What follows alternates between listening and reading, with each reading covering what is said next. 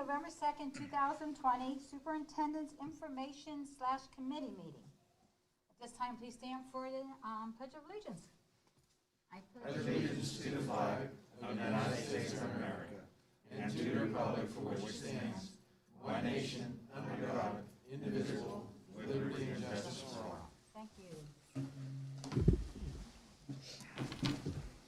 All right. Yeah, that's all.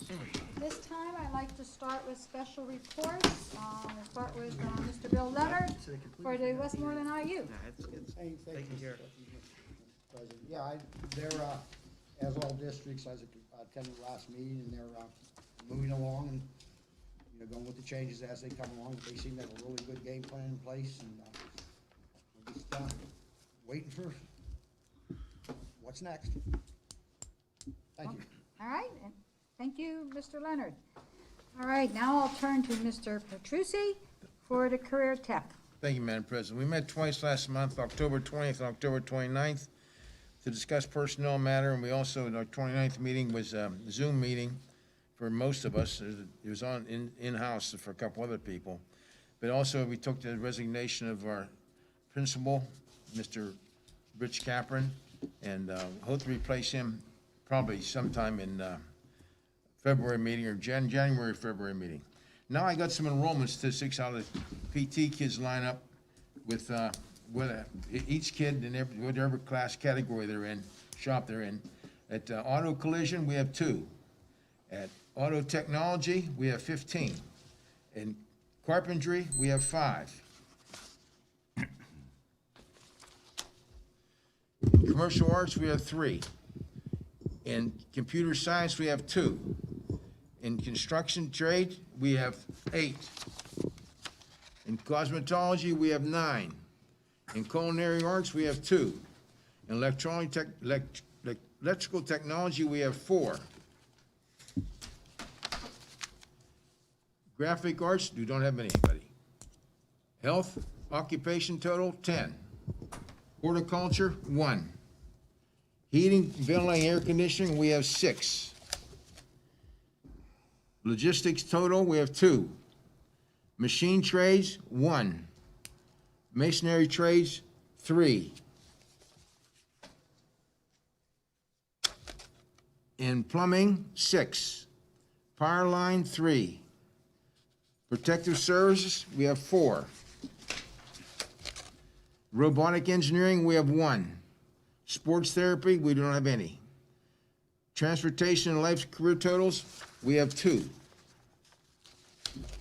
And logistics, we have 1. Now, total enrollment this year, the AM students are 528. The PM students are 555. Gives us a total of 1,083, which is an increase, I think, of 13 kids over last year. Now, the other education that we offer in night school, the enrollment is 4 classes. The ABC Electrical Apprenticeship, we have 15. CDL, which I have some background in driving tractor trailer, we have 10. And when we go to Sage and we subcontract out with them to get the tractors and trailers in, then we have 4 apprentice groups. 1, 2, 3, and 4. One's just 23, 15, 15, and 12. Then we have PennDOT State Inspection, which includes also the emission certification. So our enrollments for everything has been gone up, and Penn Trafford, through the help of Dr. Harris, our enrollment is now 80, which I think is the highest number. Maybe Mr. Lego can help me out. I think it's the highest number we ever had, is 80. We always were in the mid-60s or maybe low 70s. We've never had 80 before. That's pretty close to the highest ever. Dr. Harris is full appreciation of Career Tech is the reason we have enrollment going up. And I know our high school administration, and Mr. Quillo's here too, and the guidance counselors, we really promote that. And we've also done a lot with the middle school, actually starting tours down there. So actually kids, as far as, the middle school grades, start hearing about the Career Tech Center. So we've done a lot of things over the last couple of years to really promote it. Yeah, it's very, very gracious of you. And these kids our employment rates in the mid-90 percentile, and the kids are making the minimum probably $50,000 a year. Absolutely. They come out with good jobs. Yep, and more scientific, like electricity is higher, and Plumbing does well, welding does very well too, very well. That's all I have, Madam President. Can I ask a question? Sure.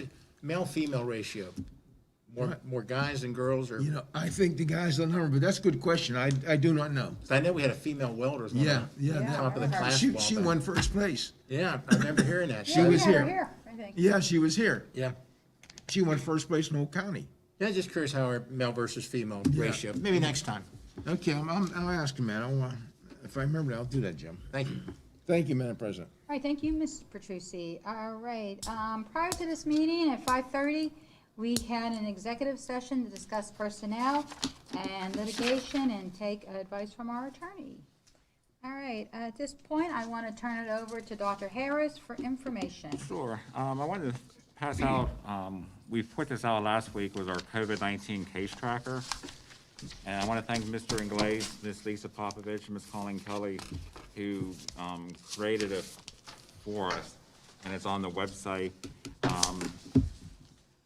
We've had, year-to-date, we have 35. When we put this out last week, we finally got it down to 0 cases in 14 days at each of our different school buildings throughout the district. Unfortunately, over the weekend, though, we did have a case at the high school, and then we also had a case at Level Green. So we're back up to, we do have 2 active cases currently in the district. Both of them were cases that were considered not originating at the high school. So, Scott, did you have anything that you wanted to say about the tracker that you put Yeah, I together? think, just to comment, we are, this is going to be updated anytime there's a change, whenever an active case becomes an inactive, or whenever we have a positive case, it will be updated daily, if it needs to be updated daily. Something to note, there's cases attributed to the school down there. You could see, we don't have any student cases attributed to the school. In other words, there weren't any students contagious that were in the building, and it's through contact tracing, we can say that it wasn't tracked back to the high school or any of the elementary or middle schools as well. So we just think that's valuable information now, because we're going to consider that whenever we look at potentially closing schools. So we take a lot of information into consideration when we look at the schools and opening schools and closing schools, and talking with the Department of Health. There's not a clear-cut formula that we're going to use, but we have to look at all of the data that we have and make a decision that's in the best interest of the students and staff. So Scott, there's not going to be the notes going out to the parents if there's a case, they should just Correct. reference Yeah, this. in the past, as you know, I counted them up. I think we sent out about a dozen email notifications, and a lot of them came bam, bam, bam, all within a week or two. It was a lot of communication, and, we did talk to some parents, and some people thought it was a little bit of over-communication. Some people like the communication, but, this does give you an update every single day, and tells you exactly what buildings we have cases and where we don't have cases, and gives you a big picture of everything. But if there is something that we need to communicate, we will certainly send an email for something that's meaningful and relevant that we think parents need to know. We will certainly communicate that. We had a wellness committee meeting last Wednesday, and one of the things that we discussed was how well the students are behaving through all this. I don't know if that's the word, cooperating is a better word, cooperating through all this. They are wearing their masks, they are social distancing. If I'm correct, we haven't had any on any of our sports teams, is that right? Correct. Yeah, I mean, the kids are really following the guidelines. They want to be in school, they want to make it work. All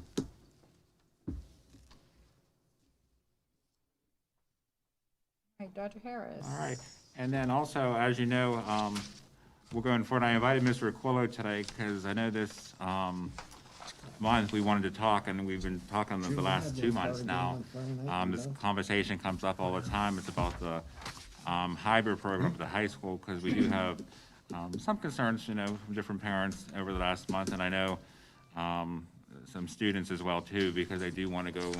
They do want the attention to go 5 days a week. So I'm going to turn over to Mr. Aquillo. Thank you, Dr. Harris. As you know, the teachers at the high school are working extremely hard to provide the best education they can with this hybrid model. They've had Fridays in the past to kind of plan videos, do some things in the future. They won't have those Fridays to work on things. So we're going to take a look at modifying our hybrid approach to increase more contact time between teachers and students, with the lack of those Fridays.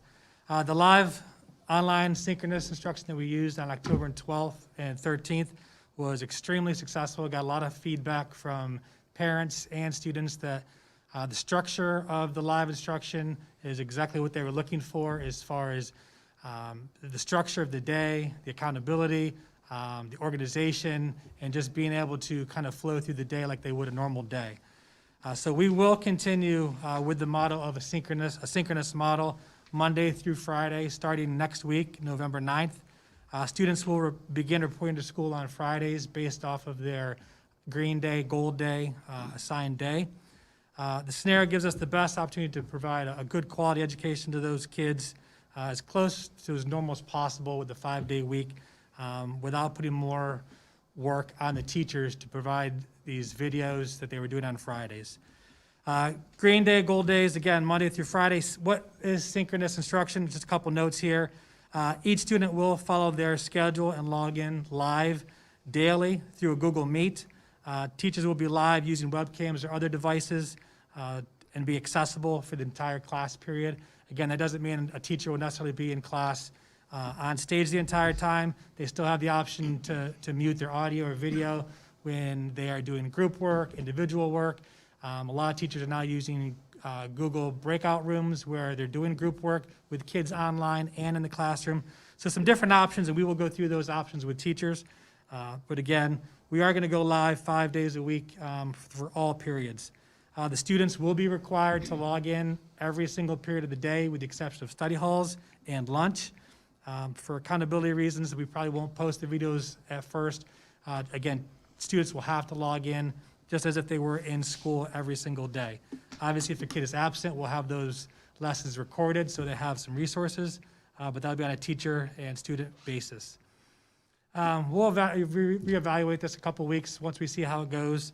Again, we've got tremendous feedback on the October 12th and 13th days, so we want to continue with the education in that model. Our goal is to get the seniors back and all the students back as soon as possible, so we'll see how this live model goes. Again, giving those kids more of a chance to get back in the classroom every single day and getting an equal education. Parents, we will send out a letter to the parents this week, kind of going through the entire format and what to expect. The students will get the same letter so they know when they need to sign in and all the guidelines and recommendations of the synchronous days. Just a reminder, there's no school this Friday. There is an in-service day, and we'll have that time with the teachers to train them on some of the things that we expect them to do in the next couple of weeks. So Kids again, will not log in on Friday then, correct? right, so kids will not log in on Friday, and they will not be physically in the school. So again, there's no instruction on Fridays. It is in-service day, so we can train some of the teachers on this model. And that's all I have to report. Dr. Harris, would you, now that is district-wide, the synchronous model, K through 12, We're gonna start not with just at the high school. Well, we're talking with the high school at first this time, then we're going to eventually go through and look at the other models. We want to get the high school first on this synchronous model and then move on. They may be on there soon, we don't know. We are, For the right now, elementary. we have a lot of, at the elementary, we do have some teachers who do live things. We do have different things. It's almost different at each school, so. But right now, and remember, right now, for the students who are hybrid, a lot of them Your boy wanted do to, not, right? they actually would prefer to come back to school 5 days a week. They don't have that option. And Thank you. once they, due to that option, we are trying to make some improvements with the hybrid program. But elementary could be going live if they wanted, is that what you're saying? Oh, correct, absolutely. The teachers have that capability, and they can do that. So a teacher has the option, they could go live starting Correct. next week, Oh, absolutely. Teachers always have that option. in elementary. No At the mistakes. elementary, too. And that would That's be what I our wanted to goal, hear, right? thank you. Right, we would like to see more of that, to be honest. That would Good. be our goal, to get these kids on that program. Yeah, absolutely. Excellent. But no, they do have the option, and there's some do it right now. Great.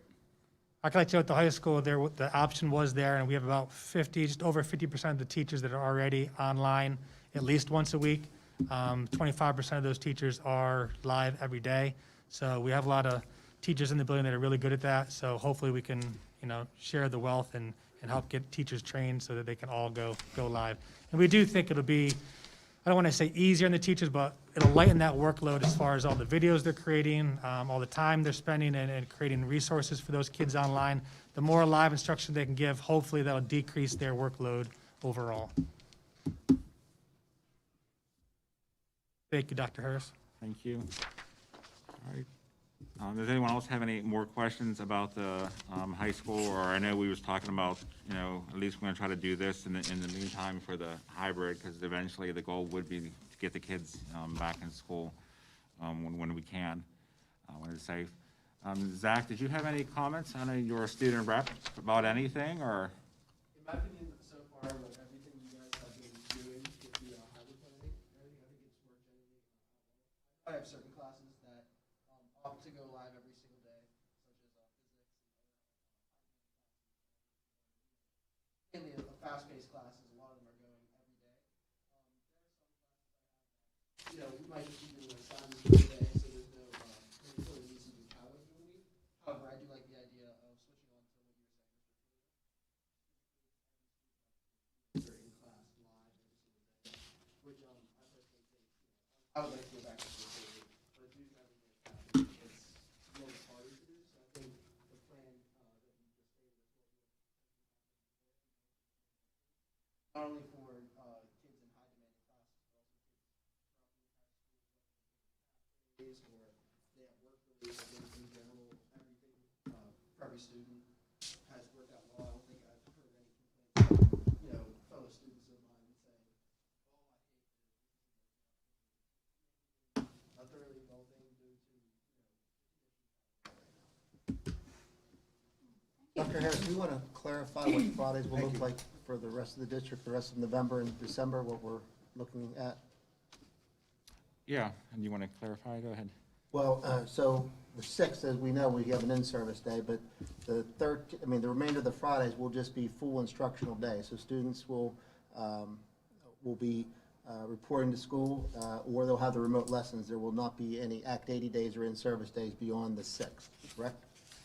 As of now, no, that's pretty much done, because we had the 6th and we had our Act 80 days, so that is our last day of Act 80 days for a while. Just want to make sure the parents know so that they're planning for daycare and whatnot. One of the trouble I do know with, one of the blessings that we had with having all the Act 80 days off is we have 688 students who are online remote a day. Plus, we have a lot of students who go off. They come on, they stay home because of they're feeling either some symptoms, or they choose to stay home that day, they're monitoring their health.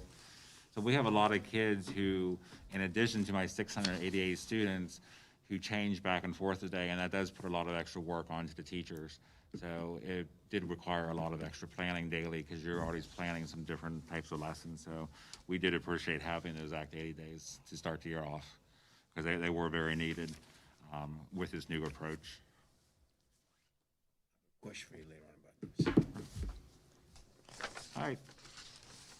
Does anyone else have additional question, or? I wanted to ask, Mr. Koya, so parents understand, some of our classrooms, they're not overcrowded right now, are they? No, we actually have, with 1,300 kids in this school, approximately 290 of them are full-time online. We have another 50 to 130 that are work release, college release. So on a given day, we have 400 kids in this school on the hybrid model. So every other day, 400 kids, minus whoever's absent that day. So 400 kids in this school. We did a quick survey. There are classrooms sometimes have 2 and 3 kids in them, all the way up to 18 is our max right now. So, and there's only 2 or 3 classes at that level. So majority of classes are anywhere from 8 to 15 kids in the hybrid model. So they're able to socially distance, they're able to work through those issues with the health guidelines. That might help some parents alleviate some fears about how many kids are in my classroom. So there are classrooms as small, like you say, maybe 4 kids. Yes, definitely smaller classes, which has some strengths and weaknesses. Obviously, it's a weakness when you're trying to be a teacher and it becomes difficult to instruct on a daily basis. But for the health reasons, it's definitely a plus. That's why I think going live to get more kids involved on a daily basis would definitely be a benefit. Great, thank you. I think there was also some people who were questioning if we were considering going off of the hybrid at the high school, and that's certainly something that was under consideration. I think everybody knows that the county is under substantial right now, which is, the timing isn't the best to move off of a hybrid program. But we are considering the fact that Mr. Aquilio just mentioned, that we have so many students that are on remote learning at the high school. We have almost 30% of our population doing remote learning. So we're almost at a hybrid with that scenario as it is. So, you know, we're about at the third of the kids. A hybrid's supposed to reduce your class sizes by about 50%. We're about a third there. So that's something that we're going to consider in the coming weeks in terms of bringing the high school off of a hybrid and coming back to full instruction. And plus, some of these kids, if you go to full instruction, will jump to online, because they don't want to be back full-time. So, That's another consideration, yes. And right now, if you look at the county, I mean, we have, I think it was 15 out of the 17 high schools are hybrid across the county. I think it's just Burrell and Jeanette that goes full-time right now with their students. In Latrobe full-time? all right, go on. Sure, next week, under athletics and extracurricular, we're gonna actually employ winter athletics and extracurricular personnel for 2021 That's school what you year. want, right? Under budget and finance, approve transfer of funds. That's what I meant. There won't be any items for buildings, grounds, and safety, employee relations, negotiations, transportation, or food services. Under personnel and curriculum, we're gonna actually approve personnel agenda, approve a settlement agreement and release. Under policy, public relations, legislative, Title II, we're gonna actually tentatively to approve board policies and admin regulations. Under taxes, insurance, census, there won't be any items, which brings us to number 12, Mrs. Zissing. All right, recognition of visitors, and we have none. All right, then the person here has already spoken. So at this time, unless anybody has anything else, I will have a call for adjournment. I thought they went full-time. Okay, meeting adjourned at 7:22.